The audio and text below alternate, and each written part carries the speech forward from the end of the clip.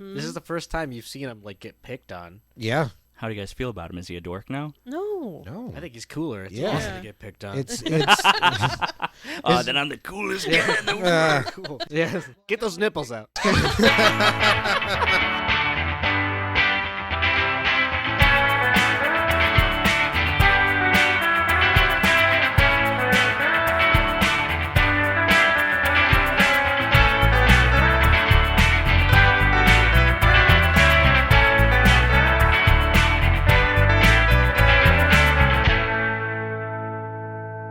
Hello, best friend Brens, and welcome back to Season 3 of Rewatching Home Movies, a weekly watch-along podcast where three friends and one guest break down the 1999 animated series Home Movies.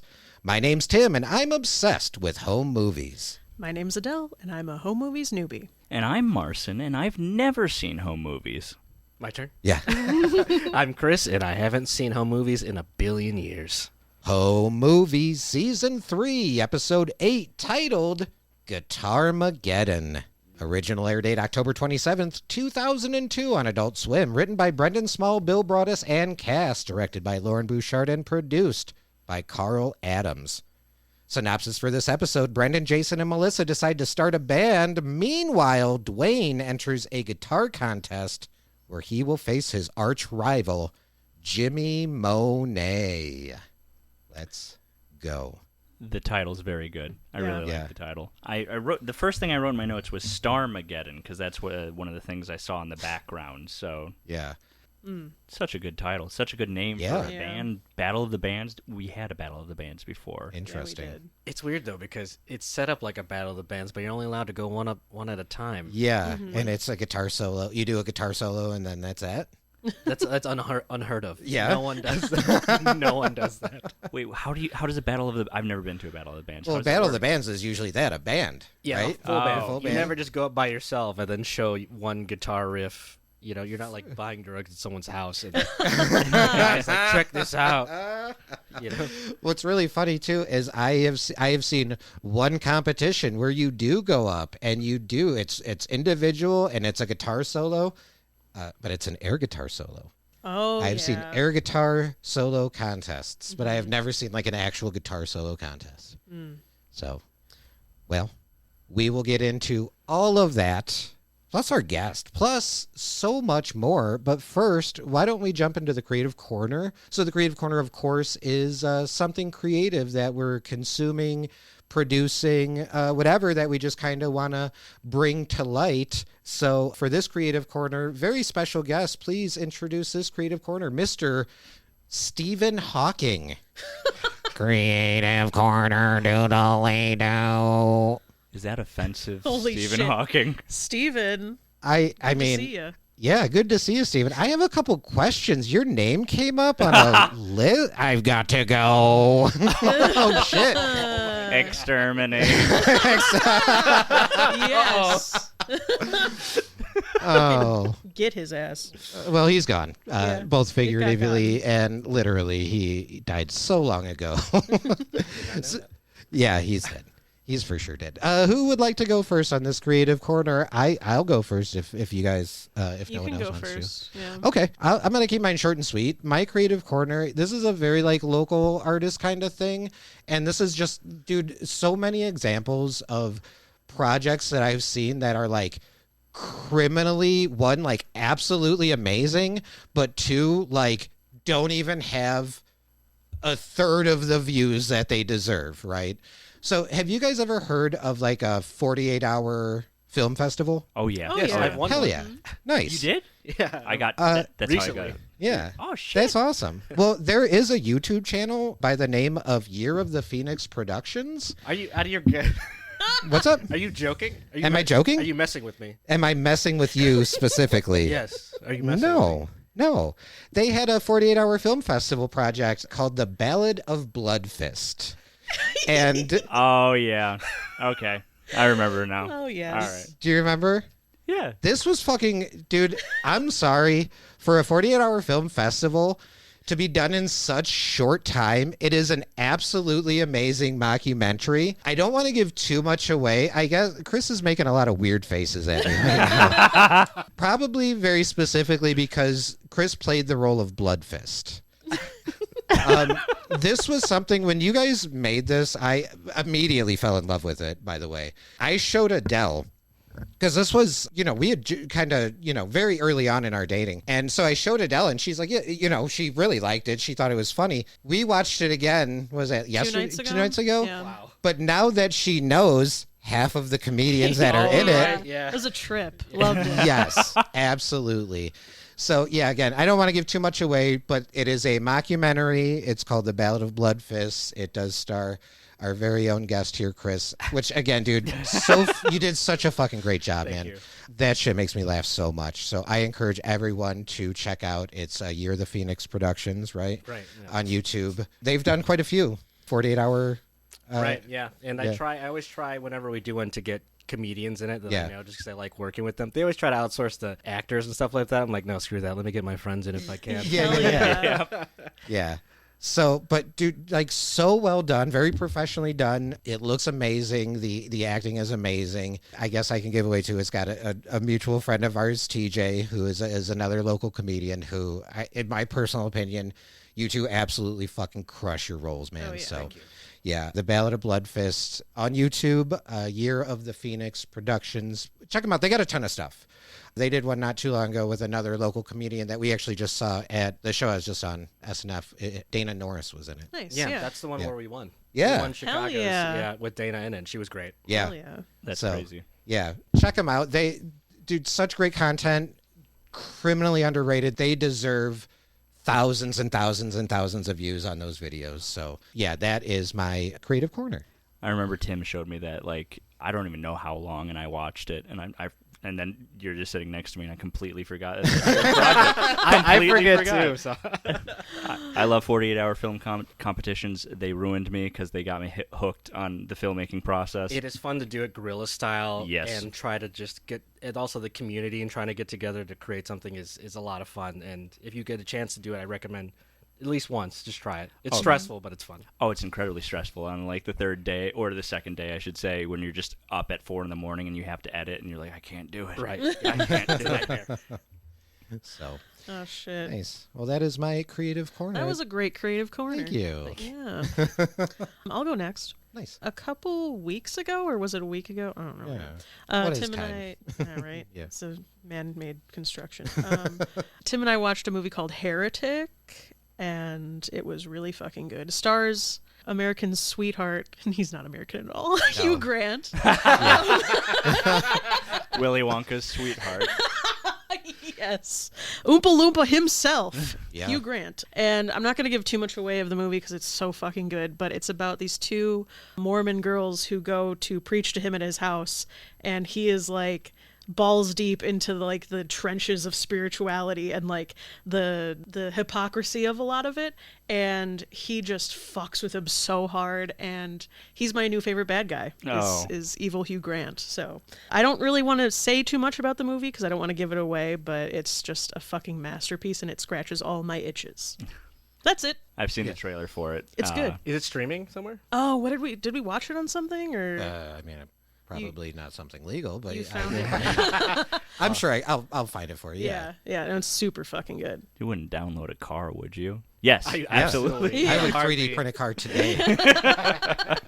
100%. Yeah, we saw trailers for it. Yeah, in the movie theater. Yeah, a couple times. And then my friend Teresa, love Teresa, shout out. You don't listen, but I'm talking about Yeah. it. She suggested the movie to me, and she's like, "This is right up your alley," and she was right. Yeah. Yeah. Yeah, we were talking to somebody. Oh, it was David brought up the resurgence of Hugh Grant Yeah. and how he's just kind of like found a new stride. Mm-hmm. Oh yeah, because then Matt was talking about it too, because he's like, it all started with Paddington 2. yeah. I still need to see Paddington 2. I saw the first one, but if it's David we're talking Yes. about, Yes. yeah, okay, yeah. And shout out Matt Drufke and his Paddington 2 yeah. obsession. David's very good. I love talking to David about movies in general because he'll go on such a different path than you expect the conversation to go. Yeah. Yeah. And he sees everything, so it's very nice when you can talk to somebody who sees every movie that comes out. So, yeah, we watched Heretic together. Very good movie. Highly recommended. And yeah, go into it knowing as little as possible, I'd say. Yeah. Which is the only reason I don't want to talk about it further, because I do really want to see that movie. Yeah. It's dope. Hell yeah. Good creative corner, Adele. Thank you, Tim. Nice. All right. 2 down, 2 to go. Who would like to go next? Marcin would. Oh, okay. I can go. Mine is a podcast, and it's a very special podcast to me. It's called Mission to Zix. I'm not sure if anyone's heard of it. That sounds familiar. Very familiar. It's from the Max Fun Network. Yeah. I want to say Colton Dunn, maybe? Is he on it? No, Oh. I don't think so. Okay, never mind. I'll start over. I'm going to edit that out so I don't say that. Well, it's a group of people. There are 7 friends who sit around basically, and they improvise this whole story, and it's based in this like Star Trek, Star Wars-esque parody world in the Zix quadrant, where they basically go out to planets and they improvise and they bring on guests and comedians. Our favorite. How do I not, Mr. Peanut Butter? How do I not remember his fucking Paul name? F. Tompkins. Yes. Blasphemous. Paul F. Tompkins has been on that podcast Yeah. multiple times, and he's always a delight. So many different comedians and guest stars have been on it, just improvising the world. And everything they say on the podcast becomes canon to the world. Nice. And it's a huge inspiration to me as someone who makes or tries to make an audio drama, like a role-playing game turned audio drama, because the sound design of that show is, pun intended, like out of this world. It's so good, every aspect of it, because they're just so funny, and they're just sitting there talking, having a good time, adding to the story. And then the sound design that they add to it is phenomenal. Their sound editor, sound designer, Shane O'Connell is, God, dude, if I could talk to him just for like 10 minutes, it'd be so good, because everything he's done in that show has been a masterclass. The opening of the 3rd season, the first episode, is like, I've re-listened to that over and over, because I call it audio cinema, because you can actually see it in your mind. You can hear the way that it's like moving across the screen, and they have an original soundtrack. I bring up Mission to Zix. The whole show is over. They're doing some like little one-shots here and there, bringing it back. But when it was ending, they had a whole thing with the fan where they fundraised to make a vinyl of the entire soundtrack. And as soon as I saw it, I instantly was like, yeah, here's $100. And so I brought the vinyl with me. Damn. Hell yeah. We have a record player. We can listen to it after the pod. I would absolutely love to do that. But it's not just a vinyl with this beautiful art of the Bargerian Jade. Oh, shit. Who's a sentient ship who was also like a film star in the Zix world. So she's, been decommissioned and turned into this like galaxy cruiser, and she's very jaded about that. But inside I have so much stuff that just fell on the floor. Excuse me. It's exploding with goodies.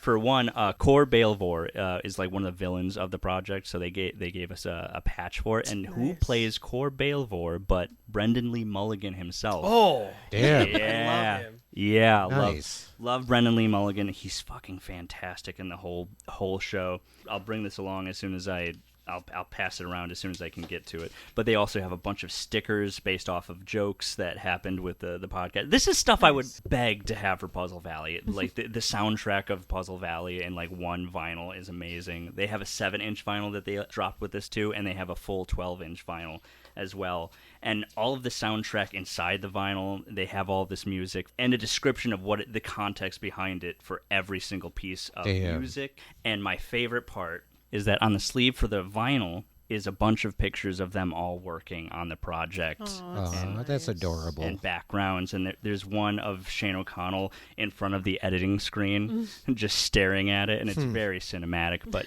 they were just 7 friends who got together and made this amazing project. And they put their heart and soul into it. And it greatly inspired me to want to be better and to tell a greater story with amazing sound design. So I expected that shit to blow up so hard. I listened to the finale when it finally came out, and I remember sitting on my couch, turning all the lights off, and just putting on the headphones and just going to town, and it was crazy. Crazy how amazing the sound design. You close your eyes, and it's like you're seeing a movie, and that's why I love what they say on the front here, Mission to Zix, the original motion soundtrack. because they put so much effort to it, and it sounds just like an amazing movie. So I'm just going to shout out Mission to Zix. Go listen to it. It's got the Mission to Zix crew: Jeremy Bent, Alden Ford, Ali Kokes, Seth Lynn, Shane O'Connell, Winston Knoll, and Mojan Salvagari. Those are the 7 that work on the project, and they made it so good. That is my creative corner, and I'll pass this around. Yeah, God it's gotta be, dude, because I listened to so many podcasts. I had to have heard probably an episode of Comedy Bang Bang or one of those that had people from that podcast on it. But when they talk about it, it's in such like a this is like a revolutionary. It's beyond a podcast. They always compare it to like the old timey radio shows. So. I love that. That's awesome. I love looking at these pictures. They're just so fucking real, you know? Yeah, they do so many. My favorite thing is that whatever they say becomes part of the podcast. That's like one of my favorite things, especially in D&D. Why say no to something when it's, unless it's going to go against the narrative, whatever. But in Zix, they don't swear. They don't say fuck. They say juck. Juckin'. And so those are the ways that they have it in the Zix quadrant. And then they say there's a whole language called Jintawa, where they just say Jintawa, Jintawa, Jintawa, Jintawa, Jintawa. Like ubby-dubby talk. Yeah. Nice. Yeah. So they built this entire world with like 7 of them and improvised the whole thing, and it just so good. Yeah. So good. Let me recommend, since you love this podcast and it sounds like it's done, did you download all the episodes? Oh, yeah. Okay. Yeah, do that, because I don't want this to be like a lost media thing. Oh, absolutely. That's why I bought the vinyl as soon as they were like, oh, yeah, we're going to fundraise this thing. And I was like, instantly, here's $100. Because I would love to do, like, this was my dream of doing that for Puzzle Valley before they even did that. It was just like the soundtrack vinyl, because it's just such a special thing to have its like own sound identity for a whole show, and for Mission to Zix to do that. And the music is phenomenal. They have an entire orchestra play the theme. Oh my Damn, God. dude. Yeah. That's awesome. I wouldn't mind if Tim and I started listening to that podcast. It's very good. I would highly recommend it. Wouldn't you love if you had an orchestra at your disposal for your project? Oh my God. That'd Yeah. be the best. Yeah. That'd be so dope. Yeah. That's an amazing creative Yeah. corner, dude. We'll listen to that after the pod. Oh, Yeah, thank you. for sure. Well, good luck following that. No, I'm just kidding. Before you got here, I did ask to go last because I forgot to bring that up. That was- Sorry. I mean, I think I could beat it. Have No, you guys heard dude. of Family Guy? Truly a masterpiece. Yeah, absolutely. Ahead of its time. No, I'm glad I get to do this. I hear you guys do it all the time, so I'm a little excited. There's a YouTuber I watch pretty regularly. His name is Peyton Burnham. And what he does is he teaches you how to make video games for free. Oh, shit. This program called Game Maker Studio, which is also free. You can learn how to code video games, and he takes you step by step through tutorials. Dude. And I'll take a month off from like stand up, and I will just do that every day for 30 days. Oh my Come back to God. stand up all rusty, and then learn to code again. And if you're like me and you can't enjoy things without like having to figure out how it works, he's a nice young man.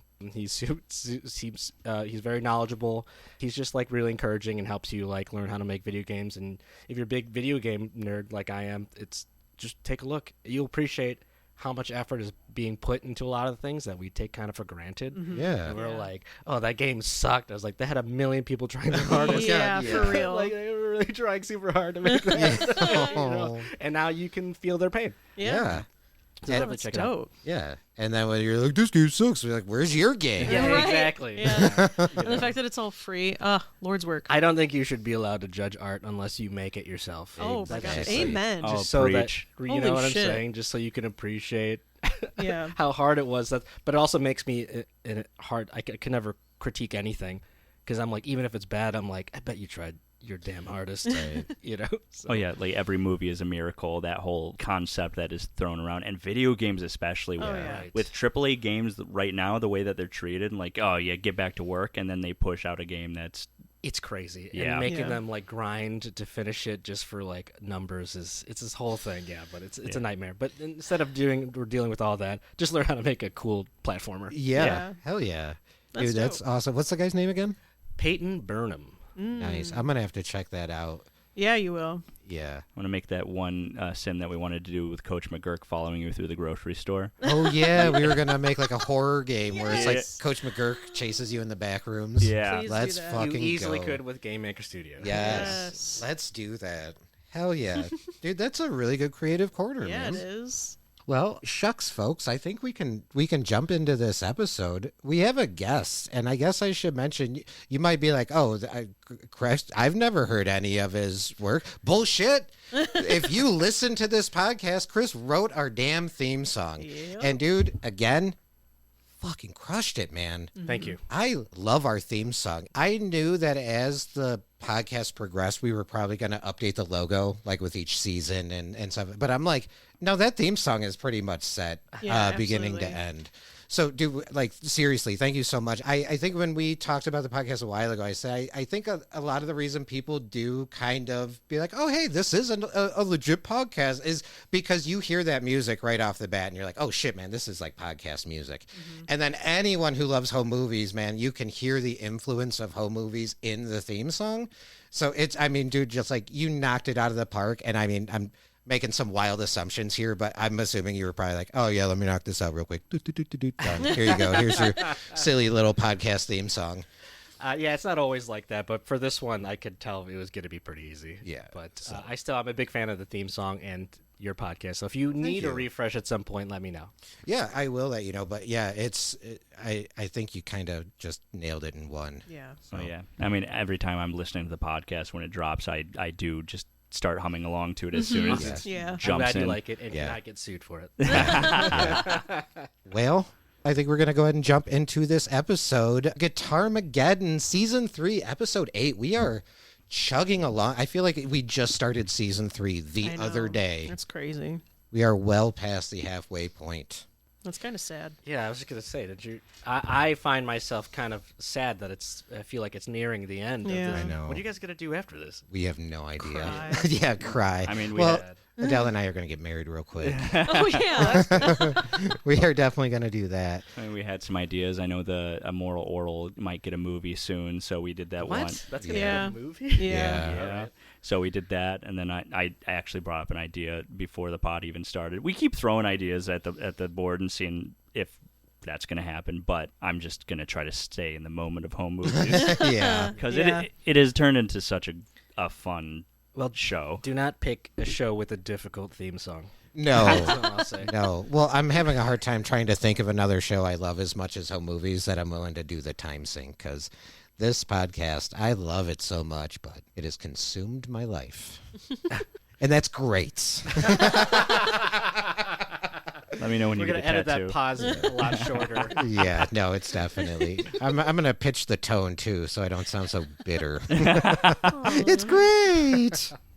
Oh no, it is. It's honestly so much fun, and we were talking a little bit before the pod too. Just the fact that I love the community. The community for this show is super sweet and wholesome. They've been very supportive of the podcast, and just the fact that I've had the opportunity to talk to animators is like so above and beyond anything I could have hoped for this podcast. So, and speaking of, because of my talking to some animators, there are a few things about this episode that I know had I not talked to them, I don't think there would have been absolutely no way. So let's just jump into this episode. We open up, we're inside of the store called Bojangles Music Emporium. Now, when we have the establishing shot outside on both sides of Bojangles, we see the Burrito Heaven, and on the other side, we see Prosthetics Are Us. So I think they sell like prosthetic arms and legs. Well, inside we see Brendan, Jason, and Melissa as they're trying out multiple instruments. Melissa tells them not to break anything because if they break it, they buy it. So a quick note on this one. With my interview with David, he told me that when they were actually recording the lines for this episode, in the sound booth, they had a table with a bunch of random instruments, and they kept bumping into the table, and so they had to incorporate that into the episode. So I'm assuming maybe when they kept dropping the cowbell, it was probably them bumping into the table, and the animators were like, shit, well, we got to do something. I love when animators do that when they hear something that they can't take out. So it's like, God, let's see what we can do with this. Yeah. Well, Jason gets distracted by a rain stick, asking what they are, and Melissa points out, well, they're rain sticks, like the big sign behind you that says rain stick. He picks it up and Melissa says, see, it sounds exactly like rain. And Brendan's like, no, it sounds like beans falling in a cylinder. Can I just say, Adele and Marston always bring up like religious trauma. Oh, Yeah. yeah. I actually used to play the rain stick in my church band. Oh, Holy no. Yeah, That's dope. I can make it rain. I have a forever. rain stick if you want to bust it out and do some Christian music. That is just like, oh, I haven't practiced this in forever. Oh. And then pulls out a great rain stick solo. Holy shit. My name's Chris. Widdly widdly wah. I could tell a joke. That'd be awesome. Oh, man. That actually, we'll get to that in a second. So Melissa asks them, how much should we get? And Brendan tells her a lot. Jason points out that their movies lack texture. And Brendan goes on to explain that they need better sound effects. And Jason says, yes, all movies are reliant on sound. Well, that's when Melissa asks about silent movies. And Brendan and Jason go on to mansplain. Oh my god, as a little sister of two older brothers who don't take me seriously, I feel like I've had this conversation a million times. And the fact that Melissa just like handled it so expertly, I'm like, I want to grow up and be Melissa because I can't. She's better than I am. Should I get you a triangle when you go back to family functions? So I can distract them. Yeah. Ding! Or you could just take your keys and go ding, ding, ding. Yeah. I do like this thing because Melissa very much stands her ground. And, you know, I think at one point, Brendan or Jason are like, Melissa, if you need to learn about movies, if you're going to be involved in making movies. And even Melissa says, yeah, I agree. So fucking triggering. All right. Well, luckily she does distract him with the triangle. So that's when we cut to Dwayne in a guitar lesson, getting bombarded with questions. Now, this episode did have commentary, but I will say this about the commentary for this episode. Brendan Small, while doing the commentary, did plug in his actual guitar. So it's like part commentary, part him just kind of shredding and showing off and being like, oh yeah, in this part I was like, whittle, whittle, wah. Nice. He's just canoodling on the doodling. It's Yeah. cool to see that famous people are just like everybody else. Yeah. Want to show the stuff I can play on guitar. It's awesome. Exactly. Starts playing Push You Around. Well, I will. Oh, I will. Yeah. But in commentary, Brendan did say all of the conversation that they had about the music theory and stuff like that, all the questions that he asked were like valid questions. Yeah, they were legit. And Dwayne gave legit answers. I didn't write it all down, but yeah, he's asking like which Mixolydian scale does. Yeah. And yeah. Right. Mixolydian skill, nice touch, is used a lot in metal. So it was Yeah. cool that they picked that one Nice. specifically. Yeah, Brendan Small, I mean, yeah, he's big into metal, and I think he even said in the commentary around this time, he really learned how to shred on guitar when that kind of guitar playing was kind of going out of style. So he's like, I was a day late on that one, but dude still plays like metal to this day, so good for him. Wait, what was it? The Melodian what? Mixolydian. Mixolydian. Yeah. Do you have an abbreviated definition for that, or Of the scale? just what that is? The names of scales are just like, they're just that. They're just the names of the specific distances between the notes. So they don't have like a specific like way of identifying them besides the spaces in between the previous note. So there's no way to define it besides hearing it, basically. Yeah. Okay. Interesting. I just didn't. I heard that and I thought it was gibberish, so I was just like, well, what is that? Right. Well, they get past all that, and the instructor tells Dwayne to make the guitar sing. So he does. He tells him, make the guitar sound angry. So, real quick background catch. On the back wall of the instructor's room, there is a poster of a robot, and it just says, Robots Dream of Love. Aw. And, Yeah, I thought that was cute. And I wrote down, no, they don't. Oh. You don't know. I do know. Uh-oh. You don't know what the future brings. I got a good idea. I like this part. He tells Dwayne to make the guitar sound like his old lady's cat. And Dwayne asks which one. And the instructor says, the tabby. I believe the instructor, Dwayne's dad, the host for Guitarmegeddon, I believe these are all voiced by Will Lebo. Will Lebo came in and did some voices. He did like Melissa's grandfather for the It Was Supposed to Be Funny episode. And more that we remember, Will Lebo did the voice of the guy who heckled Coach McGurk, called him a bum. Oh, shit. B-U. B-E-M, bum. And You say then that all the time. It's an earworm. and then McGurk is like, keeps his cool, and then shows up in the back of the guy's truck when he's driving down the road. That was season 1, right? Was it? That was when Coach McGurk had the anger management issues. yeah. I believe that was season 2. Okay. Hey friends, Editor Tim here with a quick note. I regret to inform you that Marcin was actually right. This happened in season 1, episode 13, Brendan's Choice. And unfortunately, I couldn't edit around it to make me sound right. Enjoy the rest of the episode. So, he tells Dwayne to make the guitar tell a joke. You say knock knock, and then or the guitar went and he went, who's there? Womp, womp, womp, womp, womp, womp, womp, womp. he's like, we say that again. Womp, womp, womp, womp, womp, womp, womp. That's a good one. Dwayne says, yeah, it's a dirty one. That's when the instructor has that moment where he tells Dwayne, it's going to get to a point where you don't need me anymore because I've taught you everything I know. Is that when he disappears slowly? They have that moment just like, wow, yeah, wow, yeah, wow, yeah. I love when they linger on the awkward instead of just doing a cut like a normal person. Right. They're just like, let's stay in this moment for just a little bit longer. I don't know how I feel about that sometimes. Sometimes I throw my headset. Well, sometimes it's done perfectly on Family Guy, so that's kind of A masterpiece. yes. Me doing the Family Guy death pose. During that time is when we pan over to the next instruction room, where we see that it is Walter and Perry learning violin. Their instructor, who has an almost perfectly round head. Don't head shame him. But that's the thing. I was going to make him my doodle, and I started with just a circle because he's so round. Square heads are so judgmental. Yeah. Minecraft Steve.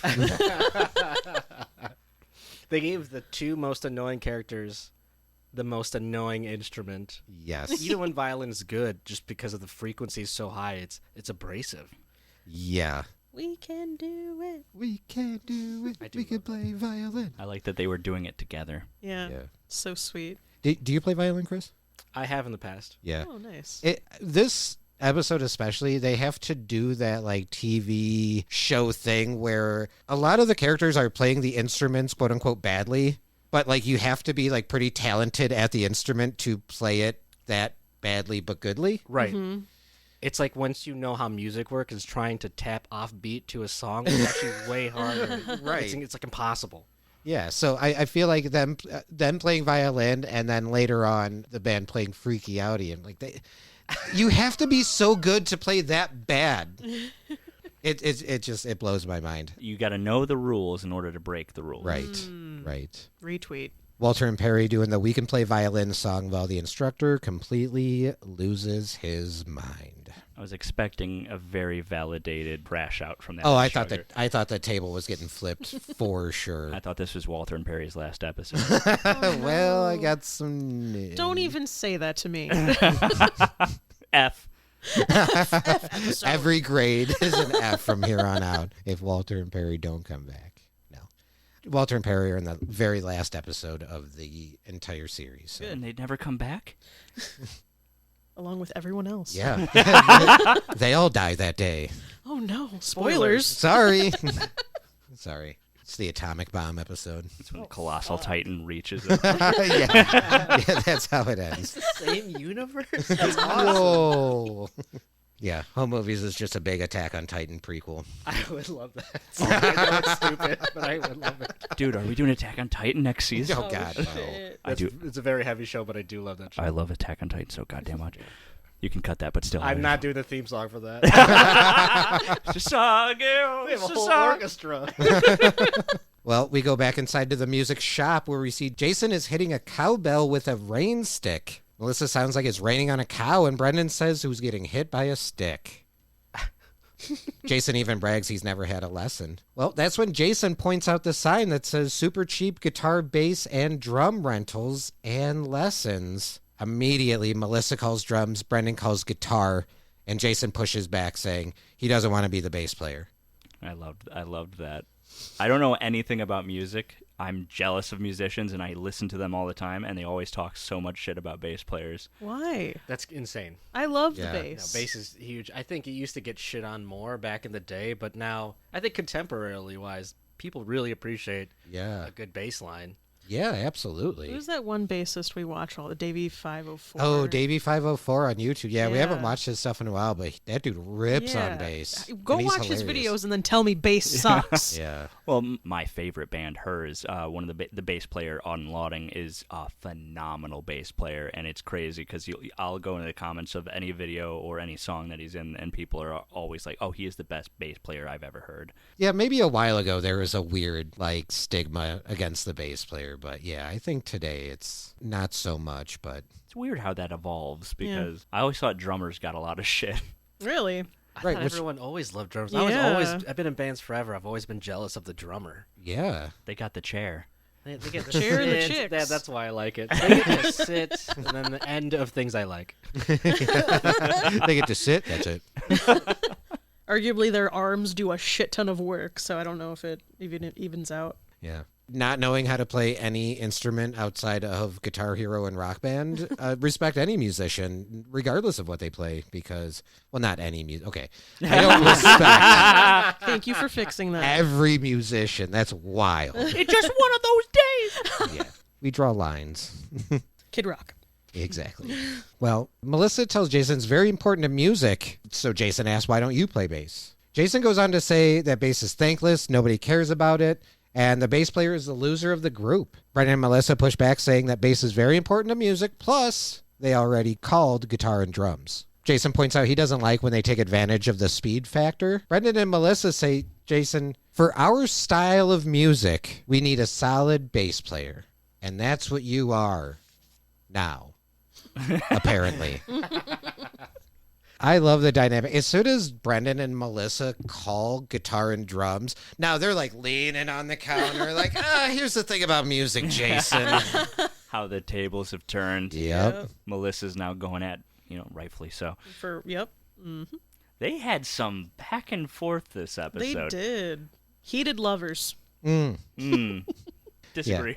It was, what was it? Was it 2 episodes ago that Jason told Brendan that him and Melissa are going to get married? Yep. We're like 3 episodes from that, and now they're like, and it comes up later, but Jason is not very nice to Melissa this episode. Jason takes this opportunity to call front seat on the way back, and Melissa informs him that they walked there. And that's when Jason says he's fucked every which way, and they Damn. bleep out the fuck.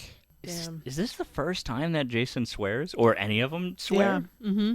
I think so. Yeah. Because, like you said, the only time they've ever bleeped is when he said Jesus. There was a time when McGurk was saying something, but a whistle blew. That was the last episode where he was saying he doesn't watch that shit when they were talking about yeah. Tom Hanks and the Academy Award for Castaway. Right. It was a Wilson reference. It was really weird. It felt like that in between seasons of Brooklyn Nine-Nine when they switched channels, they were allowed to say swear words. Yeah. And the first episode of whatever season it was, they just started dropping F-bombs. It just came out of nowhere. I would freaked out. I was, Right, and what's weird is they didn't react to it at all. No. It's like the first time he said that word in front of them, and they just didn't. And he also said it in public, which if you're a little kid, Yeah. Yeah. you swearing in that's public wild. is a big deal. Right. Yeah. You know? I think they have that mindset of like, oh, it's Jason. He's going to say whatever. We just have to deal with it at this point. But I mean, even for Jason, that was pretty. Oh, Yeah. That's pretty out of pocket. This whole episode, he started it's like he found some magazine with all these words in it and just like started coming in. And it kind of feels like maybe the network was just like, you guys could cuss if you want. We'll bleep a couple of them. But this episode specifically, there was a lot. Yeah. All right. Well, that's when Dwayne approaches and tells them and says, what's up? Melissa informs him that they're in a band now. Maybe they can jam sometime. And immediately Dwayne says, oh, I got balls in the air. A lot of projects going on at the same time. Aw. And immediately Jason calls it out. Okay, that's a no. You can say no. And Yeah. that's a valid response. Yeah. Dwayne has a lot of stuff going on. A lot of Yeah. balls in the air, as he says. Yeah. Does he though? I mean, he could also just say, I don't want to be a part of this. Yeah. But That's so hard. I've been approached like that before to join people's bands, and I've said something similar. So I kind of relate to Dwayne in that, trying to be nice, let these kids down easy. he's also very tall in this episode. Like, it's like he grew, because he used to be like... A little bit shorter. A little bit shorter. Yeah, Now I think he's you had mentioned though huge. during the Renaissance episode when he was talking to Lynch, he was like, "Onker, catch up front, Onker." You were like, he's the same height as Lynch. Yeah. and I think he's like 15, 16 years I old. mean, yeah, he's hitting puberty. He's getting a growth Oh, spurt. I forgot he's 15. Okay, Yeah. I got to write that down for notes. We'll say 15, 16. Yeah. I'll say 15. Okay. 16, starting... Yeah. Well, suddenly we hear somebody playing a guitar solo, and everyone looks over to see Jimmy Monet playing guitar. And standing behind him is his girlfriend, Clarice, a.k.a. Little Mama. I was waiting, Marcin, for you to like have a reaction. Because that's Clarice. She worked at the coffee shop that McGurk worked He at. had a reaction. I did have It wasn't until Jimmy called her Little Mama. How many blonde, random home movies characters have we And seen in the background? To the defense, she was in an alien costume at the coffee Yeah. shop. Thank so. you. All right. Okay. I was just Sorry. like- I could have been like, is that my sweet ass? I mean, they're very similar. Wait, so does everyone call her Lil Mama? She's training McGurk at the coffee shop, and she's kind of the same kind of ADD all over the place. And at one point, she's like, "My boyfriend calls me Little Mama." Oh. And then McGurk makes a comment like, "Hey, listen, I'm here to do my time, make money.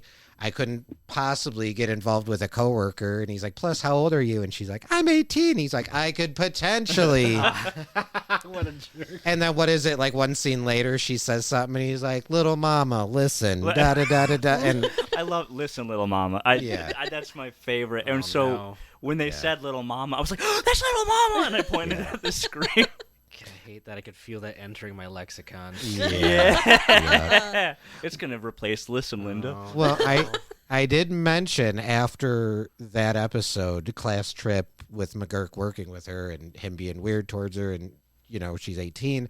I was like, "Oh, she comes back," and you guys, were like, "If she comes back as McGurk's love interest, I swear to." And I'm like, "No. Flipping She's tables. the 15-year-old's love interest. Everyone, calm down." Well, Yeah, we can discuss that. yeah. All right. Well, quick side note here: Jimmy Monet, voiced by John Benjamin. Clarice is voiced by Valerie Kappa. So Jason and Melissa point out that he's really good at guitar. And Dwayne says, "Yeah, that's Jimmy Monet. He's okay. He's been playing a lot longer. He's like 16 or 17. He's got some sloppy picking problems. He's kind of a jerk." And then Brendan points out, "Yeah, but to the untrained ear, you can't really tell any of those things." So Jimmy finishes his guitar solo, says what's up to Dwayne. Jimmy says he's checking out new axes because the frets are worn down. Too much playing, I guess. I hate to admit that he's very cool. As soon as I saw him, I was like, nipple! That's all it takes. That's your criteria for cool? How many nipples you can see at any given point? Dude shows a nip. Yeah, Nip in public. he shows nipple, and you can see his zipper. Now that's cool. All right. According to your rules, I'm almost never cool. Yeah. There's like a 10-minute shower in there where I'm cool. Yeah. And the rest of the time, I suck. Pretty cool in the shower. That is it. Oh my god. Do you go? Well, I gotta see your guitar first, then I can determine if you're cool or not. Anything to be cool. I still need to do that. But is it Jimmy Monet guitar cool? Always goes for the toxic blondes, this one. It's wild, right? It's wild. yeah. Get him. That's when Little Mama speaks up and says she's hungry. They need to eat. One time she had frog legs, but then she threw up everywhere. And one time, and Jimmy is like, "Okay." A couple times he's like, "Okay, Little Mama, like, calm down." He calls her weird little mama, which I Yeah. really like, honestly. You're a weird little mama. Oh, I love that. I love her. I also have ADHD, so I understand the urge to just blurt things out in any given moment. At one point, I wrote, "A little mama cannot beat the yapping allegations." But I like that. She was just saying whatever comes to Yeah. her mind. Go for it. Yeah, pop off. Jimmy informs Dwayne that he's there to sign up for the guitar competition. Dwayne said he didn't know about it yet. And Jimmy tells him, you might want another year to practice, but then I'd be another year better, and you'd just be playing catch-up. Damn. So Jimmy kind of laughs at his own joke, and then so does Brendan. And immediately Jimmy's like, what's so funny? Hey, to Brendan. Dwayne ends up signing up for the guitar contest, and that's when Jimmy calls Clarice over. She pops up out of nowhere. She's like, I probably passed out because I'm so hungry. One time I passed out on a bus. One time I slept through Halloween. Man, she's always coming with these little nuggets that you want to know more, but nobody's letting her talk. Exactly. A tragedy, Yeah, especially for sleeping real. through Halloween. Absolutely. Poor little mama. Poor little mama. Poor weird little mama. Well, once they leave, Brendan tells Dwayne he doesn't care what happens. He just has to beat Jimmy. So the next scene, we're at the small residence, and Brendan is holding up his new guitar. And Paula is asking him why he wants to take up the guitar. At the shop, I saw a gnome there, You did? and it was a guitar gnome. Shut the fuck up. Yeah, I was I was trying to see if you were going to bring it up. Yeah, in the background, there's a Damn. guitar gnome. Guitarmegeddon. Did not. He's gonna cut out the part where you said it. Yeah, put and it I'd be in, like, hey guys, I don't know if anyone but me saw Bogus this. as hell. I don't have any documented Yeah. gnomes on this I episode. smell a lie. No, it's not a lot. I swear to God, because at some point I wrote it down right here, and I saw it, and I thought it says "Little Mama Gnome Guitar." I wrote right there. Little Mama looks Oh, like a Hannah Spider-Man Montana. guitar in the background. Oh yeah, there's a lot of different axes in the Yeah. background. There's She that looks cool like- nipple. Look at the Hell zipper yeah. though. Damn. Looks like the zipper goes all the way around. Yeah, and he's got a sailor hat, Oh, makeup. This way. what? There it is. There's God an damn axe. it. Oh, it is. shit! Right behind Oh. Jimmy. All right. All right. Fine. Damn. $5, Damn. little man. Put that shit into my hand. Dang. Marson caught a gnome that I missed. Damn. All right, let's switch seats. Then you got to give the rest of the breakdown for this episode. Jason became the gets an alpha. F. Yeah. That's it. Yeah. Paul is asking why he wants to take up the guitar. Brendan says he's a boy from the suburbs, so it is his destiny. That got a hearty laugh out of me. It's so Yeah, true. I belly laughed. Absolutely. Yeah, it's absolutely true. Yeah. Paula pushes back, says the guitar is loud. I think she says, you just talking about the guitar is loud. Brendan gives her the puppy dog eyes, and Paula says, fine, you can take up guitar, but I want to see improvement. And as soon as she says that, Brendan accidentally drops the guitar on the ground. Oh, that hurt me. I Yeah. did hear you go, oof. That hurt me. Yeah. Every time. I mean, there's a story, I'll tell it real quick, from college. During a 48-hour film competition, a musician brought his guitar, and it had like an electronic whatever attached to it to do some musician shit I can't remember. but Technical. like, but he traded it off like he was letting someone use it, Oh, and, no. and they came back, and the thing, the electronic part was like hanging out of it, and the guy was like, I don't know what happened, and he's like, did you drop it? And he's like, no. And Bullshit, dude. and then later on that same day, someone was coming down. He was holding that guitar, and he dropped it, and it touched the floor. And this guy, who is the nicest dude in the world, who's a musician, he's like, "Are you fuck?" And he grabbed it out of his hand and like picked it up and just like stink-eyed him for a bit, and then started walking away. So Damn. yeah, so I That's wild. I saw and I felt that pain. Would you ever let someone else handle your guitar? I have. Yeah. Yeah, because like I've been at a show before, and the band that was playing right before me, their string broke mid song. So he came up to me because I was the closest. Well, actually, he came up to two other people. They've all said no, and I was his God. last hope, Obi-Wan. And so I let him use it, and I was like paranoid the whole time Yeah. because he Damn. seemed like a weirdo. But I can't say no if you need it. Yeah. Did it work out? Yes, Okay. it was not a good song, but he got through it with my guitar. Nice. I had a birthday party at my brother's house once, and before I had everybody come over, he's like, don't let anyone touch anything, especially my guitar and especially my banjo. I'm like, my friends aren't going to touch any of your shit. I would. And then Marson comes in, he's like, ooh, banjo. Yeah. And I'm like, no. Of course. How could you not touch a banjo? That's silly. Absolutely. Have you never seen Deliverance? No, I haven't. Yeah, as soon as you get to the banjo scene, finish family that and movie. skip Okay. the rest. All right. Damn. Well, the next scene we see Brendan walking up to Coach McGurk. His guitar is on his back, and he is dragging it, God, again. Rough. leaving a trail where he is walking. Coach points out he used to do that too. And Brendan says, "Oh, I didn't know you played guitar." And Coach said, No. I didn't play guitar. I just carried one around. When people would ask me to play, I would just say, I got tendinitis.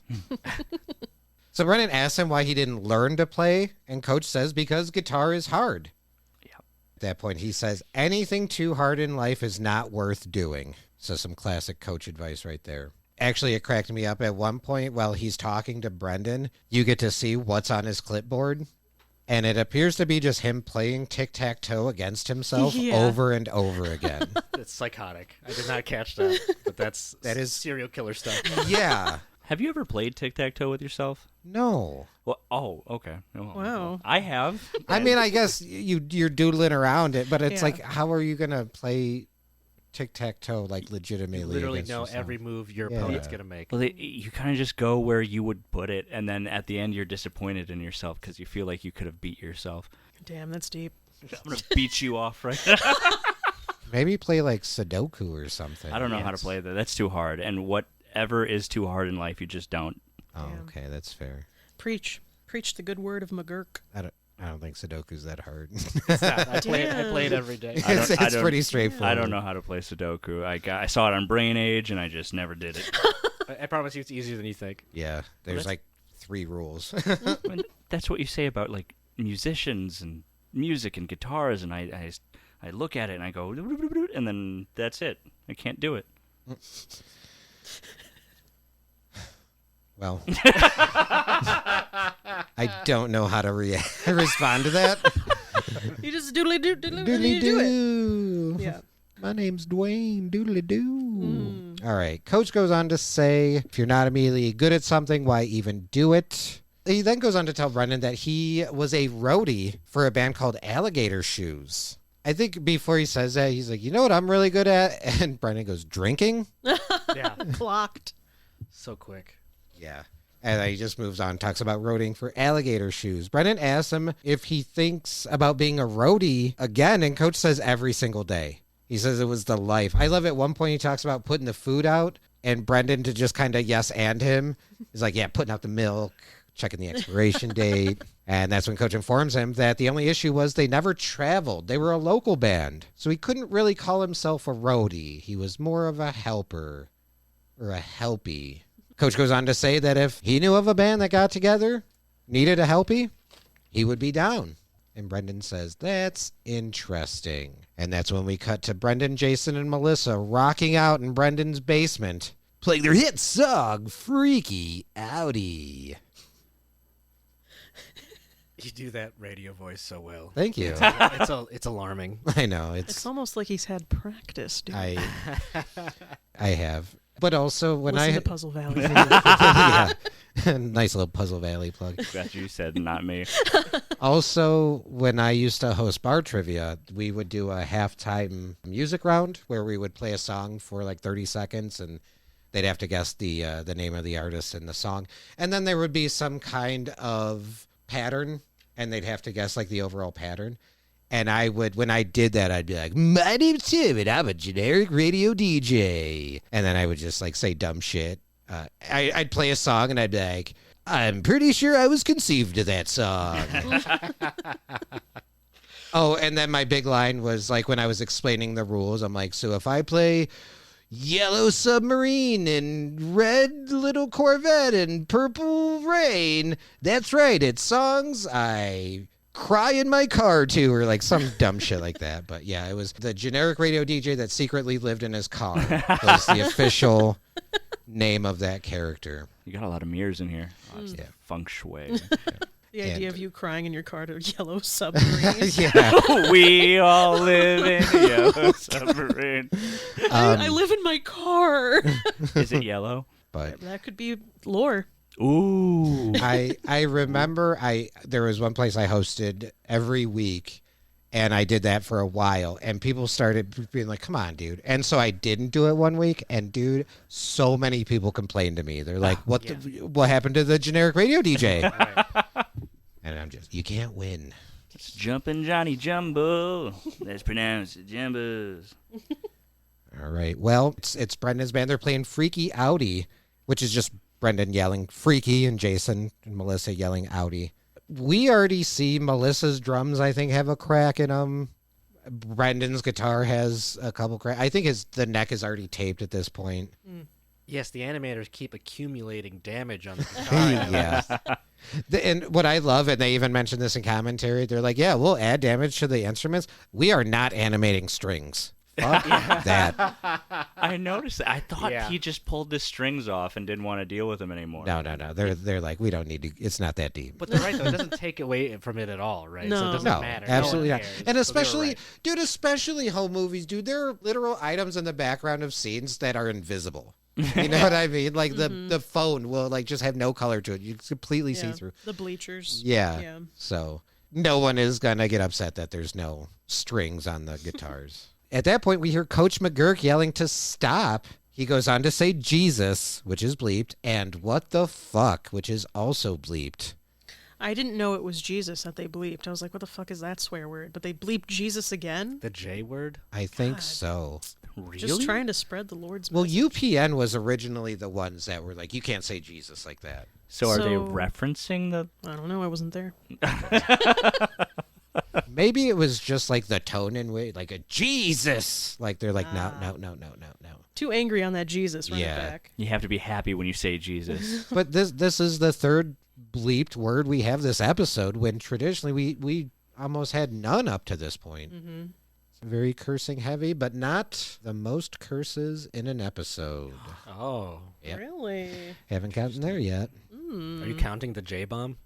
I will. I'll count the J-bomb. J-bomb. Melissa asks Coach what he thought, and he screams that he hates it. Says he's been there an hour and a half, and all they've done is make noise. That's when Brendan points out that, well, that noise was freaky outy, and Jason says, yeah, I wrote the bass parts. They pick up the song where they left off, and we see Paula yelling at them to shut up, holding Josie, who has her hands over her ears. Josie was very expressive in this episode. Yeah, she was. I don't know why this part tickles me so much, Best line. but Coach is like, hello, Paula. I'm in your basement. Just a look on his face. It was just, Things that if you texted me that would freak me out. Well, it's absurd because you would, if there was a grown man in your basement with children, you would know. Hopefully. Yeah. So for him to sneak in is absurd. it was a different time. Yeah. So Paula says they sound terrible. I like this. Coach is like, you guys suck. It's 7:00. I got book club. What books is McGurk reading? I want to know. I want to know his book list. Elaborate on that? No. It's a lot of damn. James Patterson. Dean Koontz. That's when Brendan realizes that he is late for his guitar lessons. So we have a quick scene where Brendan runs into practice room B, and his instructor asks him where his guitar is. And Brendan just goes wide-eyed. Yep, showed up to guitar practice without his guitar. If only they were at a place that had a guitar. Yeah. Well, luckily I noticed that there was a gnome guitar in that very same... Babe, you are like the best at spotting gnomes. I know. I swear to God. I'm at 100%, I think. Never Haven't missed missed one. a one, yeah. Yeah. I'm going to make one of those, like, did you know memes? Post it all over Reddit and Facebook, dude. Just a ton of internet points. Marson's eyes are glazed over. Yeah, I'm trying to think of how to make a joke about Noam Chomsky. Noam Steelsky. There you go. You found it. Well, next we see Dwayne in his room practicing his guitar with a blindfold on. So just a couple little background catches. Dwayne's room, he has some kind of lizard, maybe like an iguana in a cage. yeah. I also noticed an incense burner on his little end table. Yeah, and a little bonsai tree. He's connected. Did you notice the calendar? Did he have like a hot chick calendar? Yeah, but there's something on the calendar that said something. I think I read Amy, but like that's... Then the dad came in and I had to draw him. I had to draw him. Like one of my French girls. Wait! What? I have to draw you. Well, something else I thought was really cool. On top of his little lizard or iguana cage or whatever is the trophy that we see for the battling of the bands. And then on the wall, when they show his dad, we see a poster of Scab performing at said battling of the bands. So I just thought that was a cool little touch.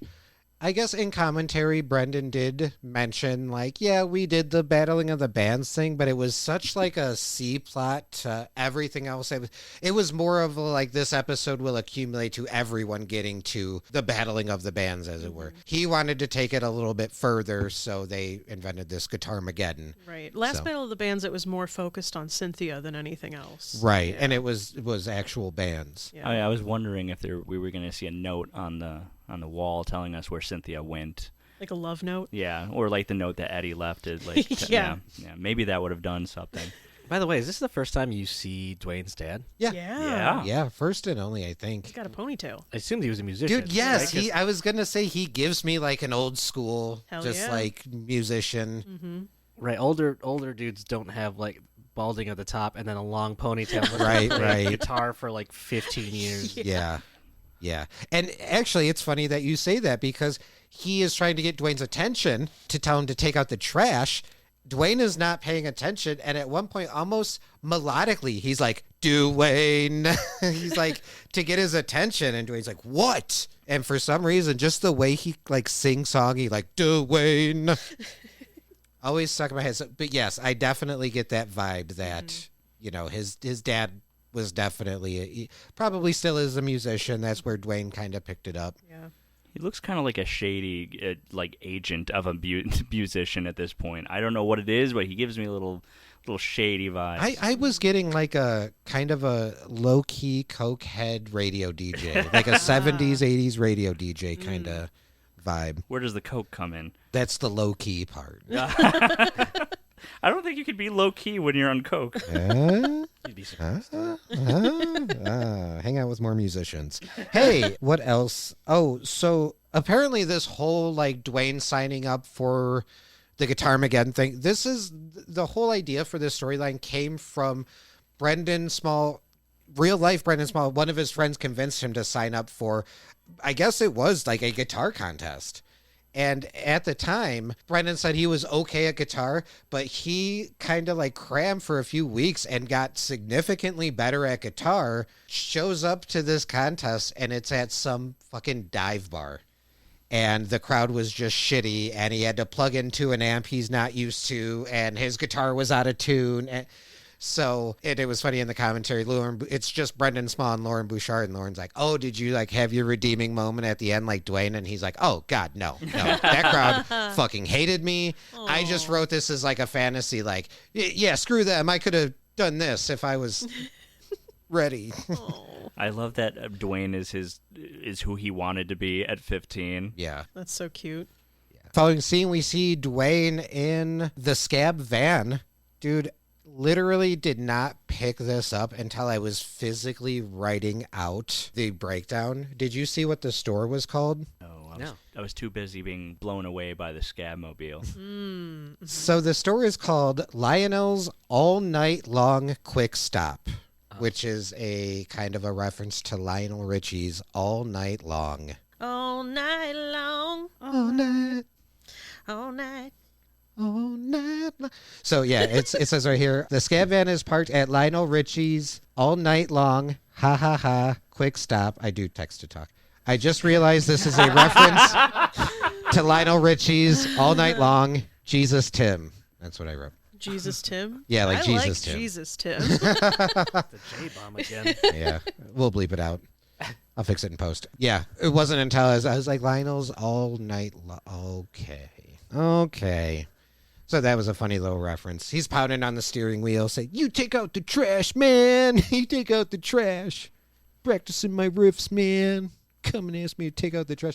We even see him like buy a Slurpee, and he's continuing his like, "You take out the trash" rant. I thought he was going to write a song about it. I kind of feel like he was. Yeah. He's walking back to his van, and that's when he slips and spills his drink all over himself. Well, we pull back to reveal that Jimmy Monet, Clarice, and Jimmy's little crew is there watching the whole thing happen, and they're laughing at him. Clarice asks, "Is that raspberry?" and says, "I always drop blueberry." I love that. That was cute, actually. Yeah. One time I dropped an egg. That chicken hated me, but I hated her first. I grew up on a farm. Let the woman talk. She has things to say. I don't know why I imagined the Magic Man from James and the Giant Peach in the background with a mist. Let the girls speak. Oh, I feel for her. Yeah. The little corner they have in the back of the gas station, Yeah. it looks like the dumpster from the SpongeBob episode where SpongeBob finds all the swear words. Yeah, there's some like I didn't even graffiti on the notice back that. wall. Yeah, there's trucker, there's a bee, but they're blocking out the bee, and then they got a bunch of other stuff. It just said trucker. I don't know where they're at. Yeah. Truck stop. There's no trucks. Yet? Yet. Well, they get one last laugh on Dwayne when Jimmy says, "Let's hope you can hold your guitar better than you can hold your drink." Oh! Got him. I've never seen Dwayne as like a dork before. He was always cool, Yeah. Yeah. right? This is the first time you've seen him like get picked on. Yeah. Yeah. Okay. How do you guys feel about him? Is he a dork now? No. No. I think he's cooler. It's Yeah. awesome to get picked on. It's Then I'm the coolest guy in the world. cool. Yeah, get those nipples out. it gives his character a lot more depth, that's for sure. And especially like at the music shop when he signs up and they're like, "Yeah, you got to be him, Dwayne." They're like, "Dwayne?" And he's just kind of standing there and he's like, "I gotta go, man." Like, Aw. yeah, he's processing some stuff, I was wondering where his bandmates were going to pop up, because I haven't seen his bandmates. right? Well, this was Guitarmegeddon. It wasn't a battling of the bands. Jimmy's got his band, his entourage. It's true. Is it his band or is it just I think it's just his posse. Yeah. I think those are just his boys. Yeah. His male groupies. Yep. His moopies. Moopies. So the next scene, it opens with Brendan walking up to Coach McGurk again with the guitar on his back and again creating like a huge groove in the ground where his guitar was digging in. I love that the animators saved the first one. Yes. Yeah, that was Now good. it's up to 2 grooves. That was a nice touch. Very nice. Right at the beginning of the second act, too. Very smart. Very well done. Yeah, this is just showing how little Brendan is taking care of his rented instrument. Coach asks him to play him a little something, a little soccer music, as it were, and Brendan tells him, "I can't. I have tendonitis." Call back. Nicely done. So Coach asks Brendan how his band is doing. "You still suck?" Brendan pushes back and says, "We don't suck. We just have a different sound." And I don't know if you heard Coach says, "Yeah, a different sound that sucks." I think that was the one I wrote down. The amount of times I've heard that, just like, oh, we just have a different sound. What's our sound? It sounds shitty. Yeah. I vaguely remember someone asking me what my comedy style is, and I'm like, like an alternative. And they're like, "Alternative to funny." And I'm like, Who said that? Shucks. Sicko always says that. I need a name. Who said it? Yeah, I need a high five. That my mom. Your mom did not say that. My mom has used air quotes when she says stand-up comedy sometimes. No. Yes, she does. She's funny. That's where I get it. Let's give her a mic. She's going to be the next guest on the podcast. I would love that. Donna. Unironically, love It would that. be her for 90 minutes saying, "Now, what is a podcast?" A podcast is something we all have. Yeah. We're born with it. Yeah, we're from the suburbs, so it's our destiny. I hate that. I hate that. Some people have 3. Some people have 4. Some people have 1. So that's when Jason and Melissa approach. I like this part because Jason calls Brendan strings, Brendan calls Jason low end, and he calls Melissa sticks. Great nicknames. Wait, at some point doesn't Jason call him Sticks? Jason calls Brendan sticks because, Oh no. well, and it's funny because Coach asks, "What the hell's going on?" He's like, "What are these nicknames? Are these drug nicknames?" And they said, "No, they're band nicknames. They just kind of stuck." And then, yeah, Jason calls Brendan sticks to show that these are not good nicknames. Jason can't even remember them. But, yeah, no, Melissa obviously is the drummer. She's sticks. Jason is just Because a goof. I didn't catch all of them, so I was writing them down. I was like, okay, Brendan Sticks, and I forgot No. Melissa. Oh, Brendan asks if they brought the demo. They say yes, they've been letting people sample the magic. They play the cassette tape, which is Freaky Outy for Coach McGurk. Coach tells him to shut it down and then asks if it's the same song he heard in the basement. When they confirm that it is, Coach tells him, "Hey, you're getting better." That was very nice of him. I don't know if he's being sarcastic. It but sounded exactly the same. But yeah. yeah, that was very nice. He's usually not so positive. I think he just likes being part of a group, especially towards the end. I think he really just Yeah. jumped into it. Yep. Well, the following scene, we're at the table. We've got Paula, Josie, Brendan. Brendan is again playing their demo of Freaky Outy.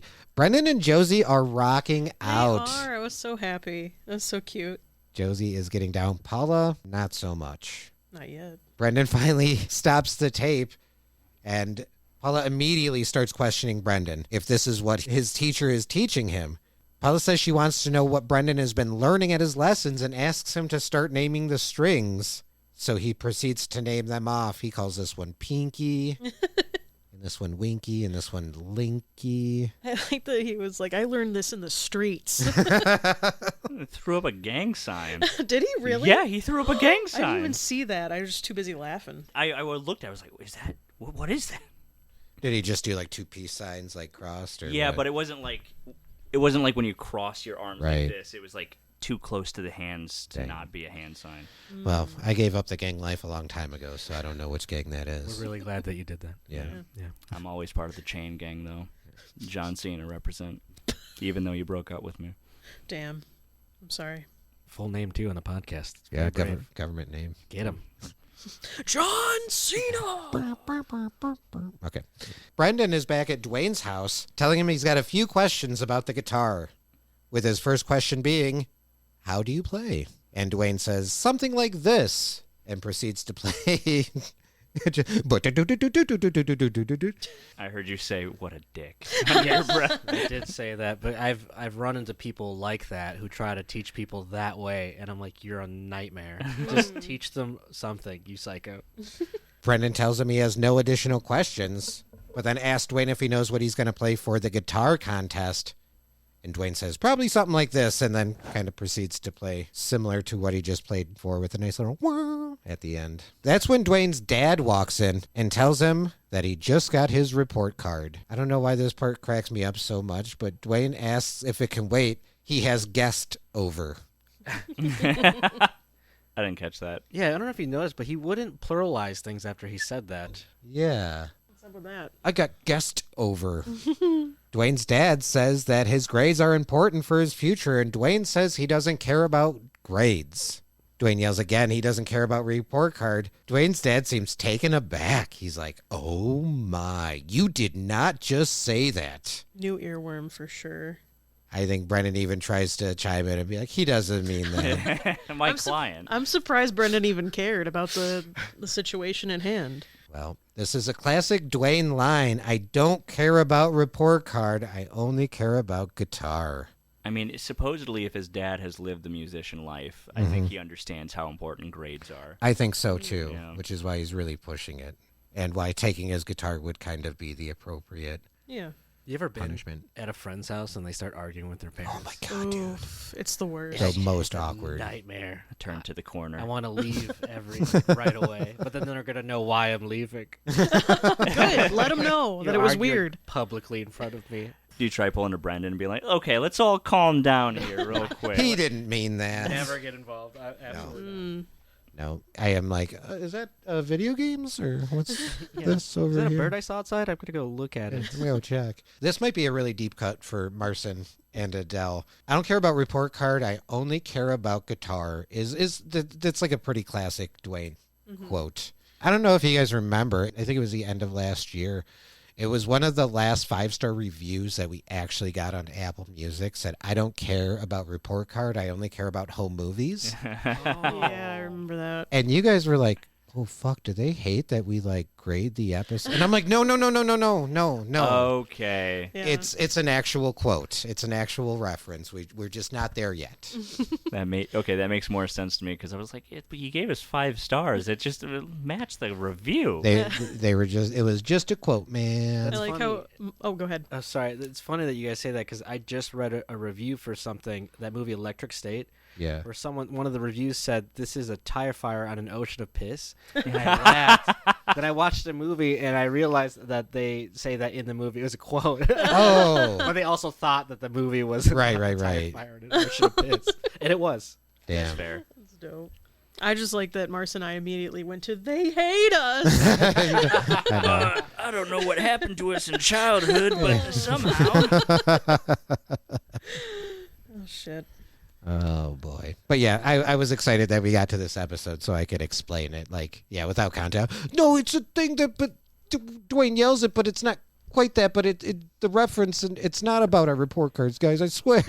Yeah, well, when we got that review, it was like, I don't care. Okay. I don't care. So? I don't care. 5 stars. Cash up front? I don't care. Okay. So? Now we see Dwayne driving with Brendan in the passenger seat. Dwayne is yelling about his stupid report card about how it wasn't supposed to come till next week. Brendan points out, the guitar contest is tomorrow, Dwayne. You don't have a guitar. We can't let Jimmy win. This is bad, Dwayne. This is bad. And then asks if he can use his tape deck. So Dwayne, of course, okay. So Brendan proceeds to play his demo of Freaky Audi. Brendan screams, sometimes I put this on when I'm feeling down. That Dwayne should just relax. Let it all in. So we cut to Brendan on the phone in the basement, explaining that, yep, this is their first single, asks what they think. Brendan takes a beat, and then we hear him say, 2 of us are 8, and the other one is 7 years old. Click. So, yep, we hear the click. So that does confirm Melissa and Brendan are 8. Jason is 7. I think they mentioned that in the season 1 finale when the woman does the piece on Brendan, Jason, and Melissa as young filmmakers. Mm-hmm. She says Brendan, Melissa, Jason. Yeah. 8, 8, 7. Yeah, I guess canonically Jason is 7 compared to 8. He likes older women, I see. Jason asks when their limousine is coming, and Brendan informs him that they did not get the record deal. And Jason says, that's embarrassing. I already moved out of my place. Brendan agrees, saying, I already had that money spent. Melissa suggests they try a different style of music, and Jason immediately says they're not selling out. Brendan says, hold on, let's hear her out. Melissa says, yeah, maybe country. And immediately Jason's like, Melissa, you're out of the band. I mean, that's a valid response. I cannot stand country. I will say post 9/11 stadium country, like it took a turn for the worst. Like, but there's a difference between folk and country is bad. Fucking preach. Fucking preach. Jason and Melissa start arguing, and that's when Brendan points out the real problem. They don't have a good name for the band. Melissa recommends the name The Surprisers, and Jason and Brendan both immediately say hate it. See, here's the thing. This is my favorite part about any band is like I love coming up with band names. I don't have a band. I probably will never have a band, but band names are just so fucking fun to make. Yeah. I have a whole list of them that I'll never use, but and then the Surprisers, that's a good one. Yeah. I like the Surprisers. Yeah. Personally, I think it's better than the one they went with, but Yeah. I was in one band and they already had a name before I joined, so I had no say. What was it? Yeah. Well, okay, so when I joined, Oh, He's the preface. yeah, when I joined, they were called Purgatory, okay. and I was like, cool. By my estimation, there's 199 metal bands with the name Purgatory. Yeah. 100%.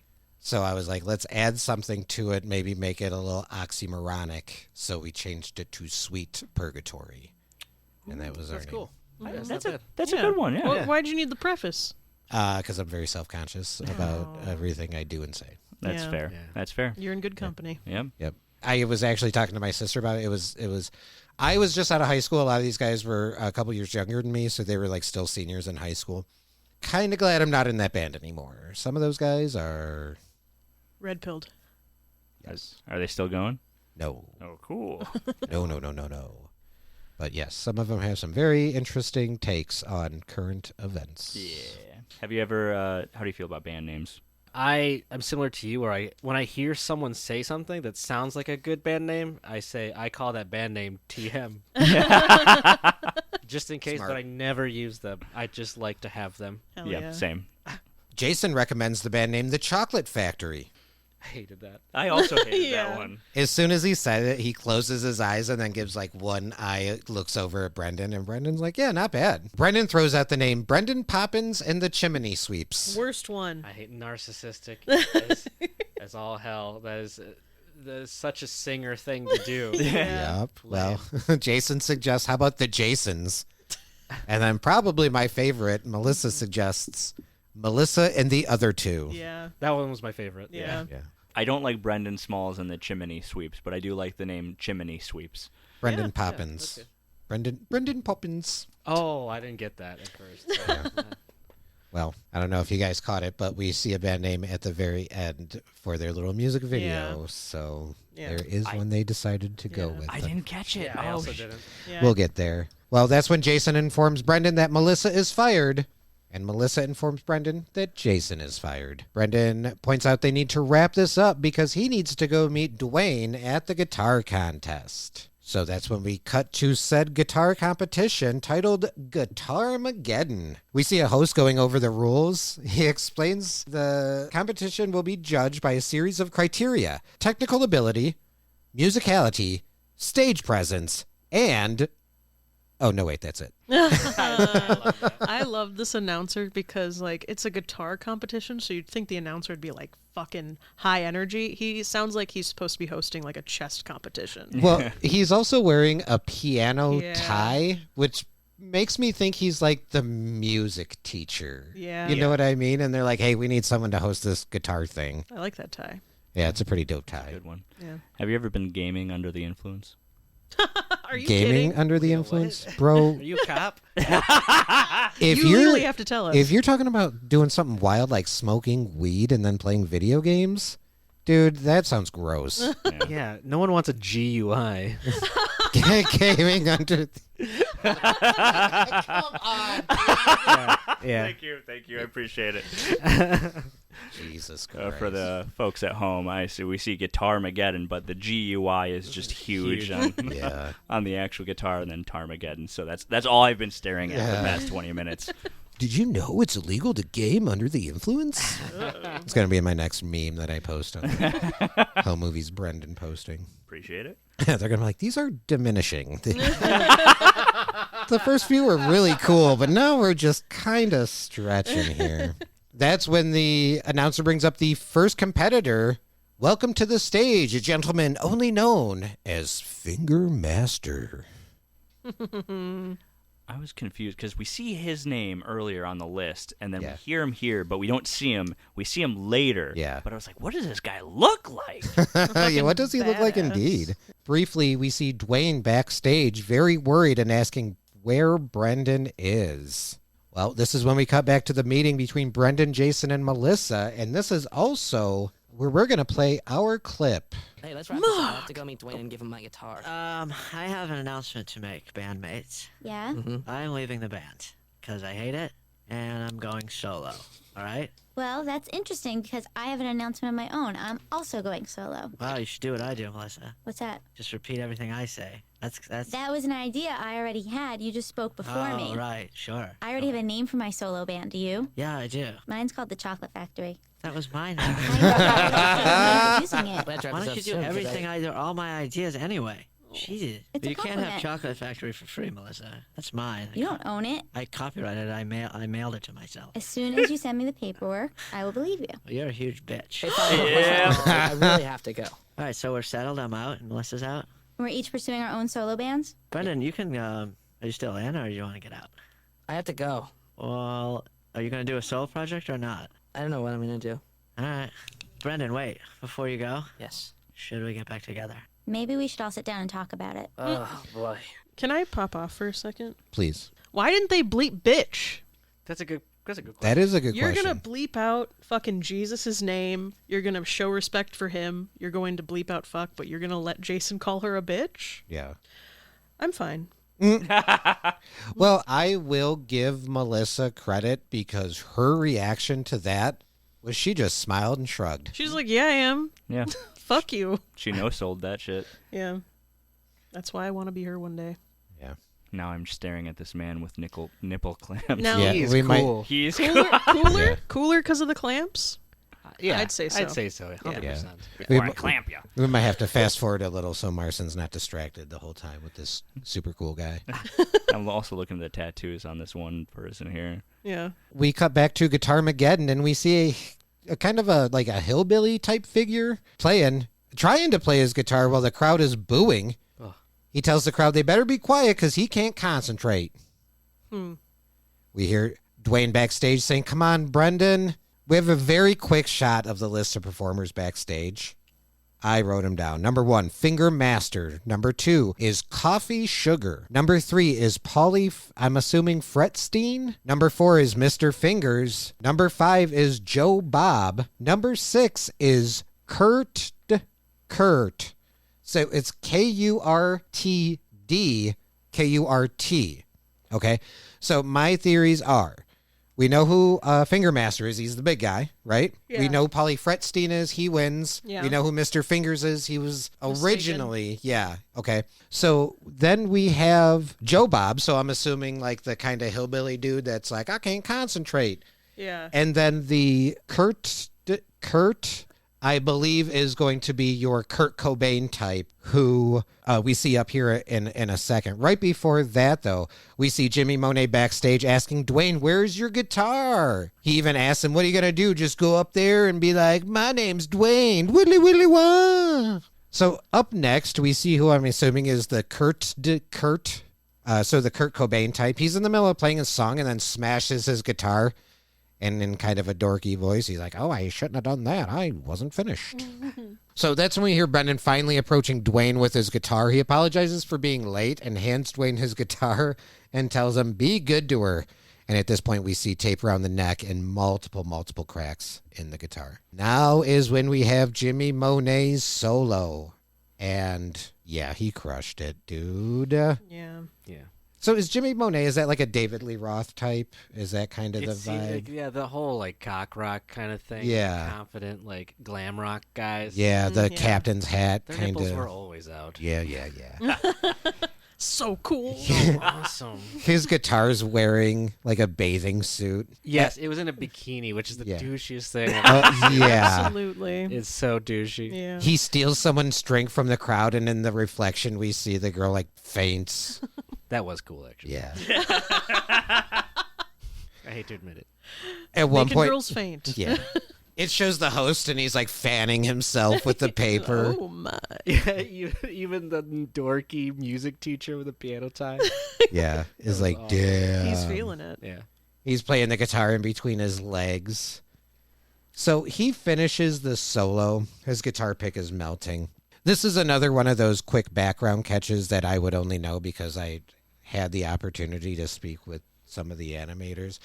David Sanangelo told me that he snuck after Jimmy Monet's solo in the crowd, somebody almost throwing up. Mm-hmm. We see that. Yeah, that's his brother. That's David Sanangelo's brother. They went to an Ozzy concert together, and I guess his brother got a little too And drunk and puked. almost. So the guy next to him is a nobody. It's just the puking guy is a. Yeah, that'd be cool if it was David next to Yeah. him, and then his brother's just throwing up. Damn. So yeah, that was what he told me. That he's like, yeah, that actually happened at an Ozzy concert. So I threw it in Guitarmegeddon. That's so sweet. The Nice. freckles. Yeah, Jimmy finishes his solo, crushes it. His guitar pick is melting. That's when the host tells the crowd to put their hands together for the next competitor, Dana. Immediately, Dwayne corrects him. So he starts playing. The guitar is like super out of tune. He's like trying to play in tune at the same time. The pick breaks. The crowd starts booing. And that's when Dwayne launches into his epic guitar solo that ends up being pretty good. I mean, all things considered, he's using a broken guitar. Yeah. No pick. Some of the audience members who are about to like throw bottles at the stage stop and listen. People start raising their lighters into the air. We even see a quick reaction shot of Jimmy standing off to the side, and his mouth is just open. Gaped. So Dwayne finishes his guitar solo, and the crowd goes wild. That's when we have the host saying the judges have tallied the votes. We see a quick shot of the judges. Did you? I don't know if you guys caught. Obviously, a Jimi Hendrix type. Yeah. One of them looked like was a Stevie Ray Vaughan type, and the other one was Randy Rhoads. In commentary, Brendan Smalls said Randy Rhoads is like a huge influence for him Oh. in his guitar playing, so they had to get them in. We announced third place to Mr. Finger before correcting himself and saying Finger Master. So yeah, when it shows the lineup, Finger Master would be the very first one, the gigantic dude with the tiny guitar. Is it? That's Finger Master. Then who's Yeah, he who's is. the one to the right? That's Mr. Finger. Mr. Finger. Mr. Oh, Fingers. Okay, so there's Finger Master and there's Mr. Fingers. Right. Okay, that And they announced third place as Mr. Fingers, but they're like, oh, I mean Finger Master. Who won second place? This dude with the... Yeah, second place was Paulie Fretstein. His guitar is crazy. Yeah, he's got the double guitar. How does he play it? Very carefully. Yeah. Yep. So then, of course, we announced first place, which goes to Jimmy Monet. Boo. And I know why they did this, but it still doesn't make sense to me that Dwayne didn't make the top 3 at all. Right. They did it to build suspense, but also doesn't make any sense. Yeah. Because he for was real. incredible and everyone was like enthralled. Yeah. Yeah, same thing. It's like, yeah, you got to build the suspense, but realistically, yeah, Dwayne probably should have got second or third. Right. Maybe they took off points for the beginning part of his solo.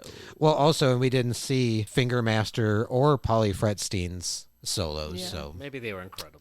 who's to say? Probably Cup Yeah. for Time. They gotta be incredible. And look at that guitar. Yep. I'm looking at all the guitars. There's whatever Finger Master has, Mr. Fingers has, I don't know what that shape is, but then whoever that is has like an actual fireman's Yeah. axe guitar. That's dope. Jimmy Monet has an arrow pointing at his name. Dwayne has Brendan's shitty guitar. And then Dexter's dad from Dexter's Laboratory has a broken green guitar. That's Kurt. Kurt. So accurate. It does look like Dexter's See, dad. that's the only thing I can think. You said Kurt, and I was like, sure. That's Mr. Dexter's dad. Well, we're backstage. Brendan's talking to Dwayne, saying he got robbed. Dwayne says, I don't care. And Brendan says, Jimmy is a jerk anyway. Well, that's when Clarice comes out of the shadows. I thought she was a lamp. I genuinely thought she was a lamp. So when she came out of the shadows, it was like a horror movie moment. Hello, Clarice.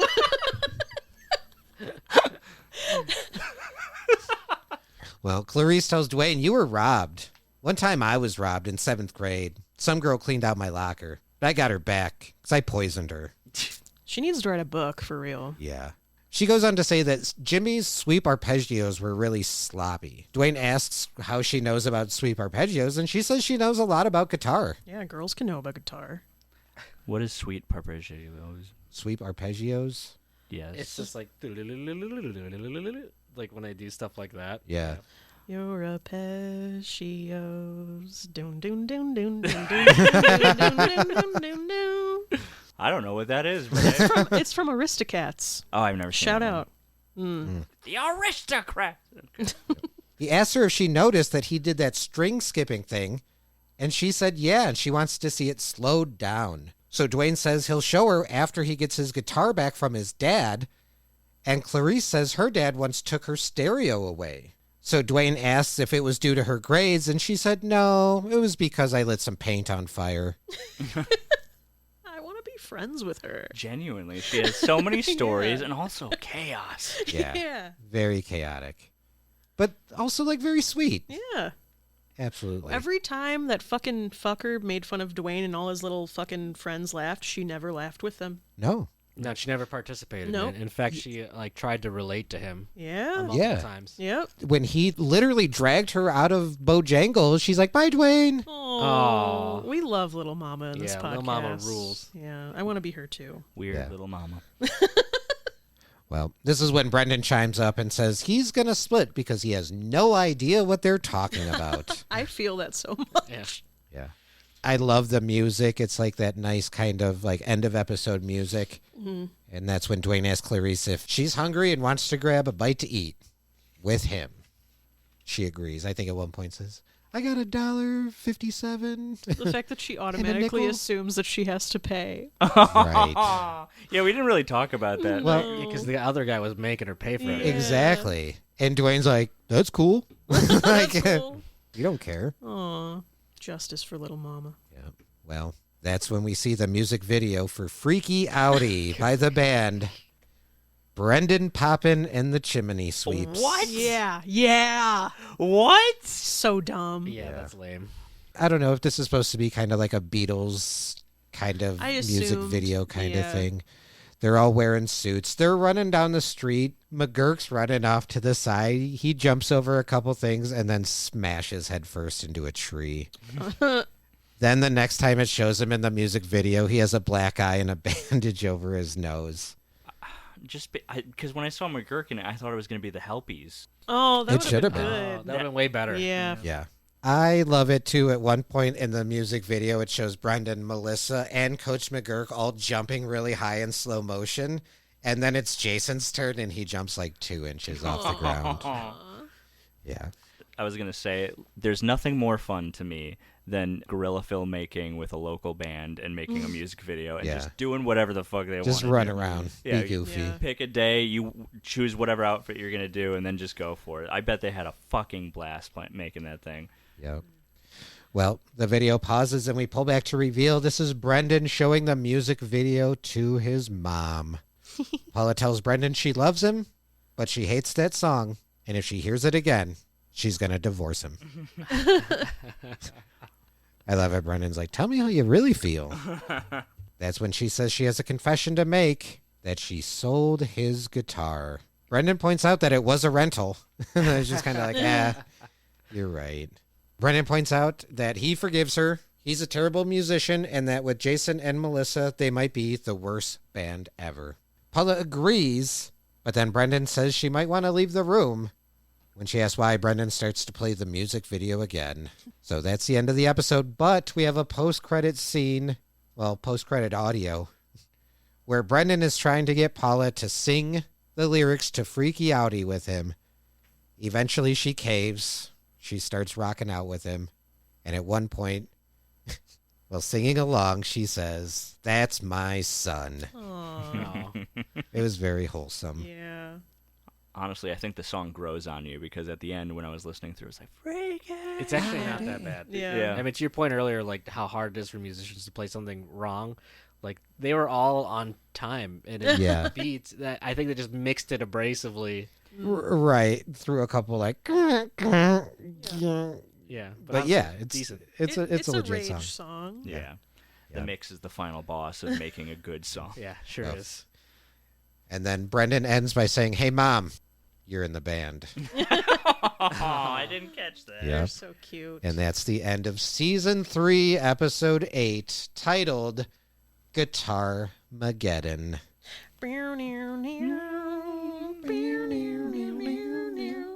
I always mentioned that when I introduce people to home movies, it's typically with one of 2 episodes, which is Renaissance or Guitarmegeddon. Oh wow. I fucking love this episode so much. Very.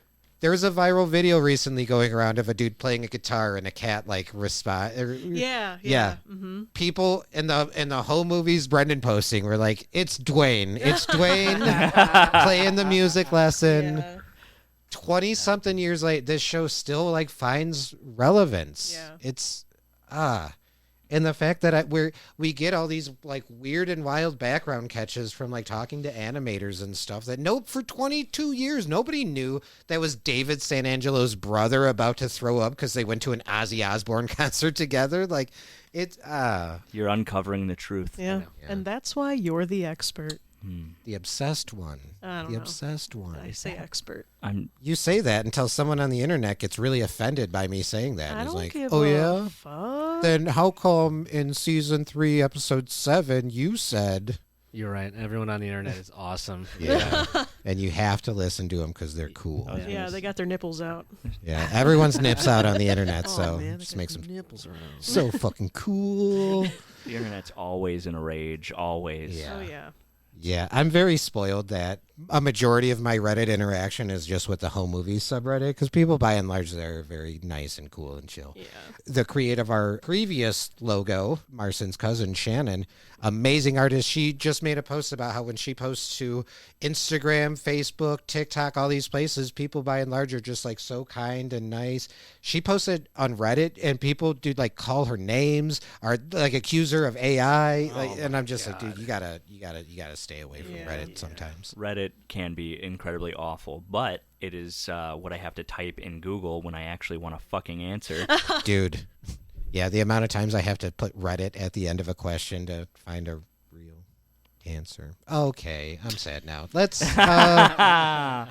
do what we traditionally do. At this point, we are going to start with Marson's grade for Jason.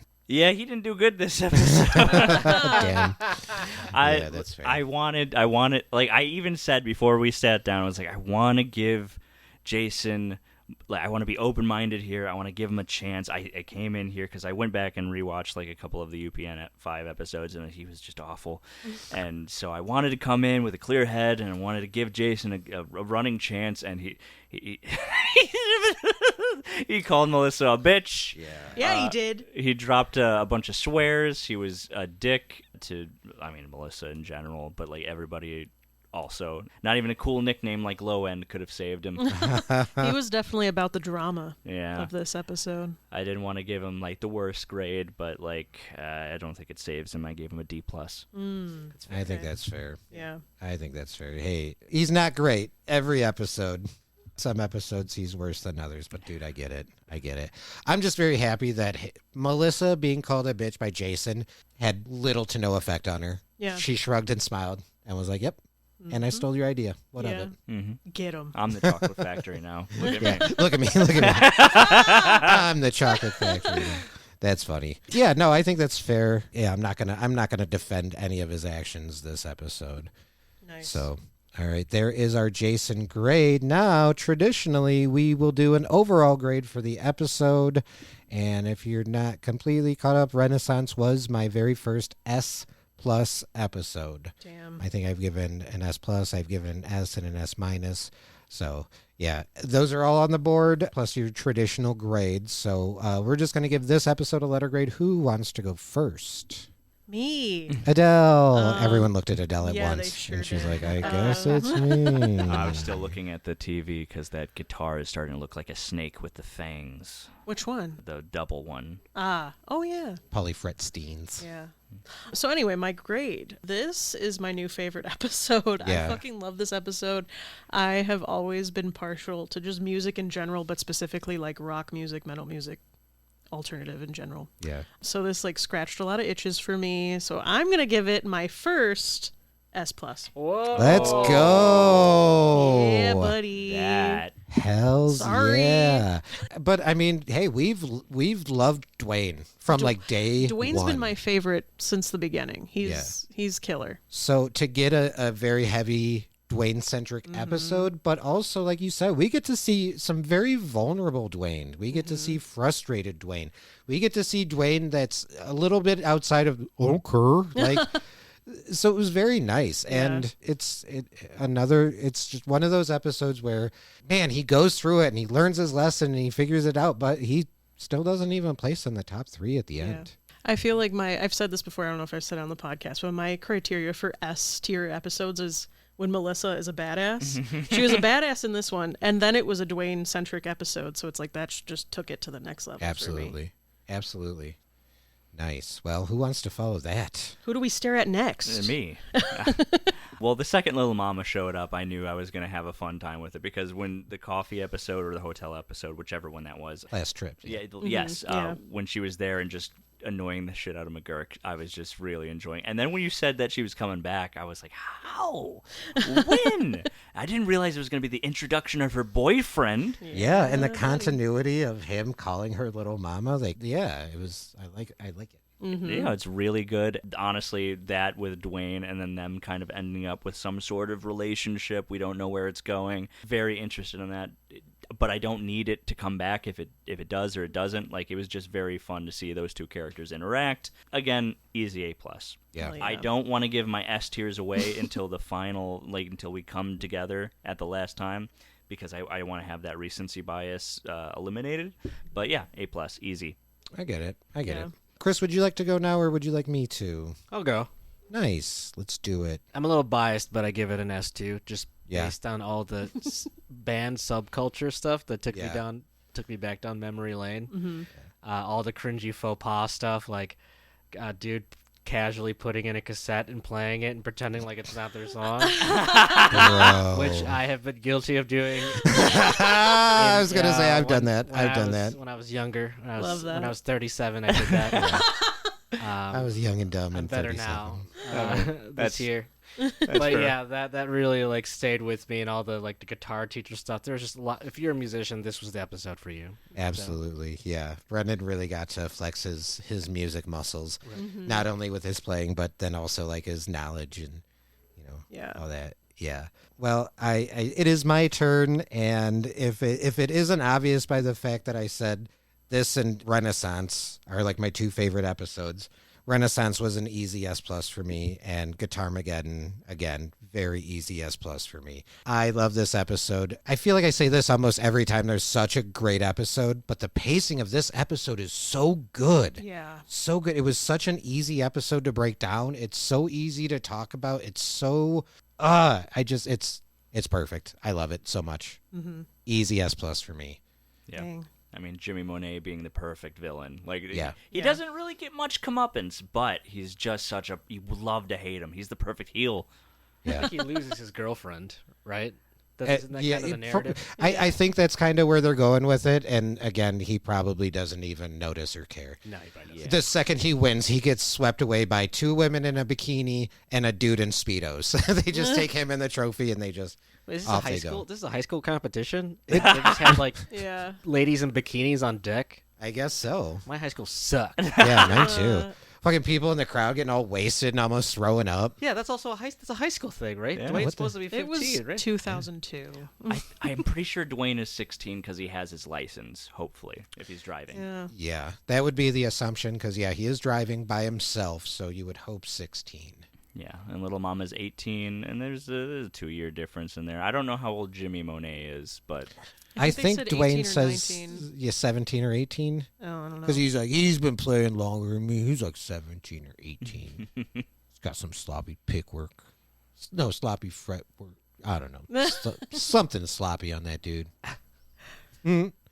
Damn. Oh, God. I love this episode. I'm so glad we got to record this episode in person, and I'm so glad we got to have you on as a guest, Chris. Thank you for Yeah. having thank me you on so this much one. for doing This this. is like my favorite episode Hell yeah. of all of them. So Yeah, thank you. absolutely. So this is usually the part of the episodes. If you have anything you want to like plug or promote or just throw out there, I guess now would be the time to do it. When does this episode come out? This will be in like a week and a half, 2 weeks. Then Yeah. I have nothing to plug. I think we're all in one way, shape, or form, some more than others, are pretty involved in this TTRPG podcast called Puzzle Valley. Yeah, buddy. That can be found under the Puzzle Valley podcast header. Yeah. the Pieces of Puzzle Valley, I will say it's very hard when someone asks me my favorite podcast and me not put the tape deck in and just like I listen to this when I'm trying to relax. Just let it in, everyone. Just let it in. But no, please check out Puzzle Valley. Marcin puts a lot of work into it. And like I said, we're all in one way, shape, or form involved with it. So, yeah, please check that out. And I think that's going to be it for you. Got anything I was else? just going to say, including Chris here, who has made some music that only I know about, and only Chris. That episode has not Damn. come out yet. And Conspiring. I'm excited. yeah, I'm very excited. It's very good. I listen to it regularly because of how fucking good it is. Oh, yeah. Wow. I guess we have to end this episode by saying, So long, farewell to you, my friends. You guys didn't watch out? Okay. what is this? Is this Goofy movie? It's Is from it- Out of the Box. Out of the Box. No, I did not see I that. got nothing. Thank you, Marcin. Thank you for being in my I age would've- bracket. I would have sang with you, but your voice is so much better than mine. I don't know. No. I was just gonna say, I don't care about report card. I don't care about guitar. So? I don't care. Dwayne. Is an awesome Dwayne here. Having a- With Jesus. wisdom, power, and love, and Dwayne is an awesome Dwayne. That is a Jesus I would bleep out. That's going to do it for this episode of Rewatching Home Movies. Join us next week for Season 3, Episode 9, Storm Warning. If you liked what you heard, you can check out our Linktree at Linktree/RHMpod. There you can like, follow, and subscribe. Send us an email or leave us a 5-star review. I will read 5-star reviews on the podcast. Thanks to Jens for the refresh of our logo and Chris Bongat for the use of our theme song, as well as being our guest. On behalf of myself, Tim, and my co-host Marcin, and Adele, Thank you for rewatching home movies with us. We'll see you next week. Bye.